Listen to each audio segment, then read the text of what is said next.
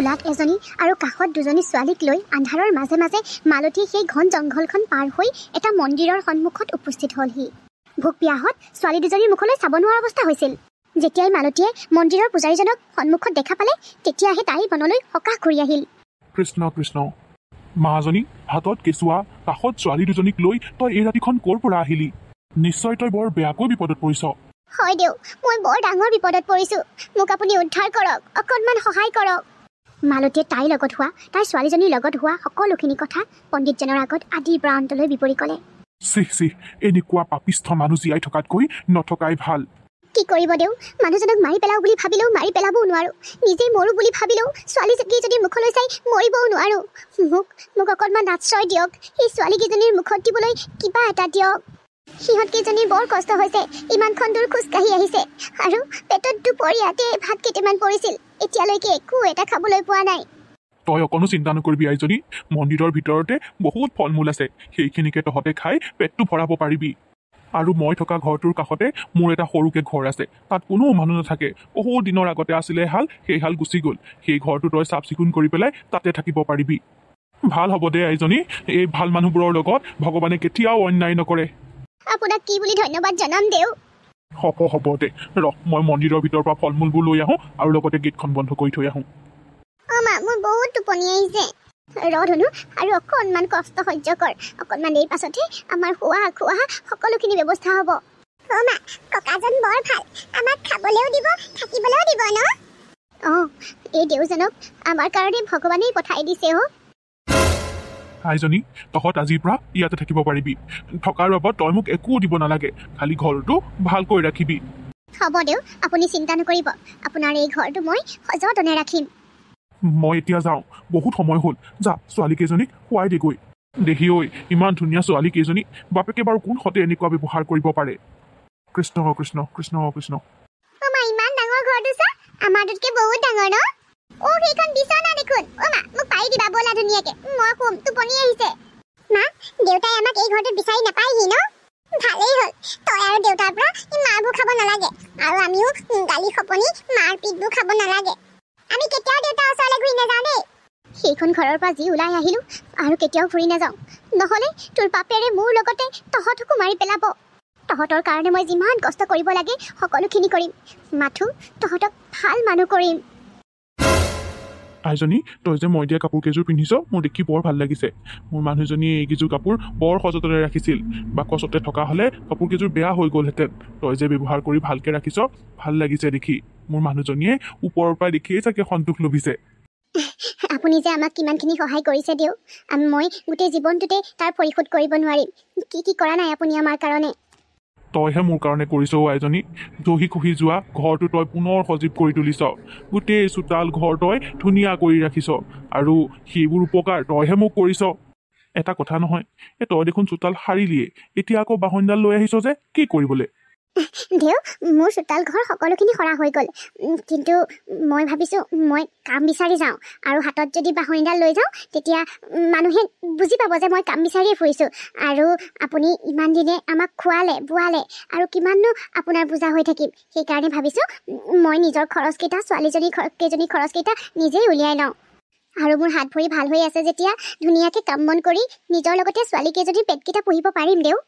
আৰু মই ভাবিছোঁ ডাঙৰজনী ছোৱালী আৰু মাজুজনী ছোৱালীক ইয়াৰে কোনোবা স্কুল এখনত নাম লগাই দিওঁ, আৰু সিহঁতক নাম লগোৱাৰ লগে লগে খৰচ কেইটামান আহি পৰিব দিয়কচোন। বৰ ভাল ভাবিছ আইজনী। এই পঢ়া শুনা শিক্ষা দীক্ষা মানুহক লাগে। সিহঁতক যদি স্কুল এখনত নাম লগাই নিদিয়, তেতিয়াহ'লে সিহঁতে ডাঙৰ হৈ কি কৰিব? শিক্ষাৰ দেউৰাখনৰ আৰম্ভণিটোৱেই হ'ল বিদ্যালয় এখন। তই ভালেই ভাবিছ মাজনী। বাৰু তই যা তেতিয়াহ'লে, ময়ো যাওঁ মন্দিৰলৈ।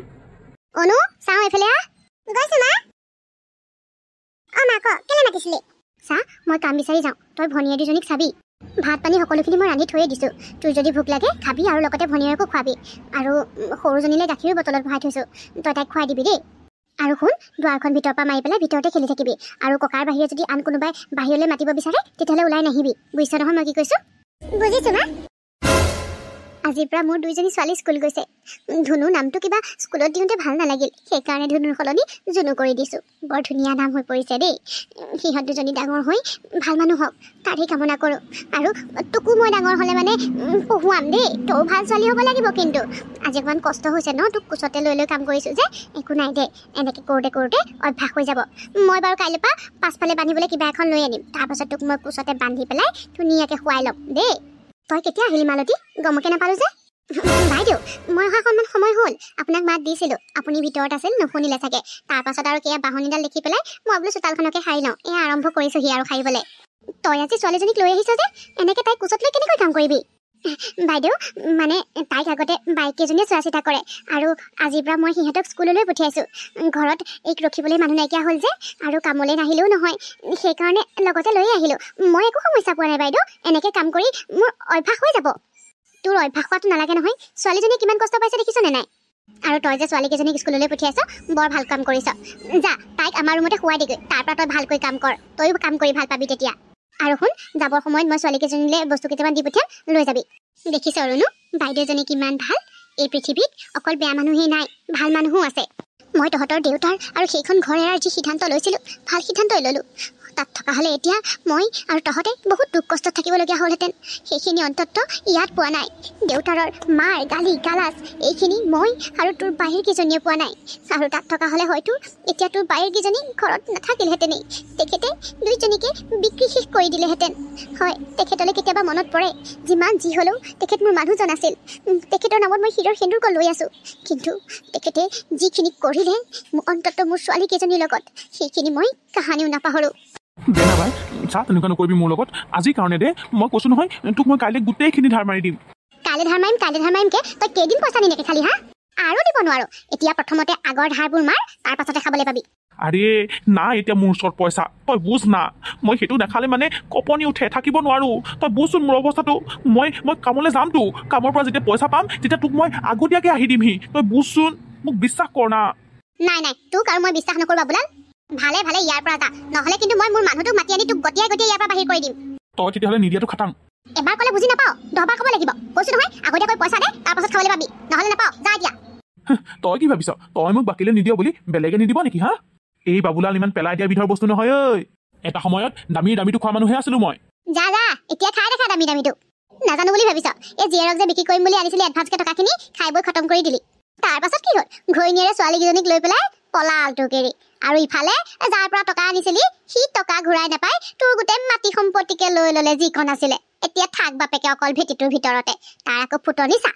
কেতিয়াবা তোৰ এই ভেটিটোৰ মাটিকণো যাব। তাৰ পাছত তই এই ৰাস্তাই ঘাটে পগলা মানুহ ঘূৰা দি ঘূৰি ফুৰিবি, বুজিছ? তাৰ আকৌ ফুটনিটো চা। বাইদেউ, মোৰ মুখখন খুব বেয়া লাগিছে। নেমু চৰবত অকণকে বনাই দিয়কচোন। ৰাতিপুৱাৰ পৰা তই মোক অকণমান ৰোৱা দেখিছিলি নে?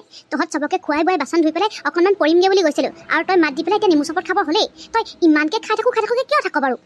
গাটো ভাল লাগি থকা হ'লে মই নিজেই বনাই খালোহেঁতেন। আপোনাক কি নেমু চৰবত এখন বনাবলৈ ক'লোঁ, আপুনি মোক তেনেকৈ ক'ব পাৰিলে।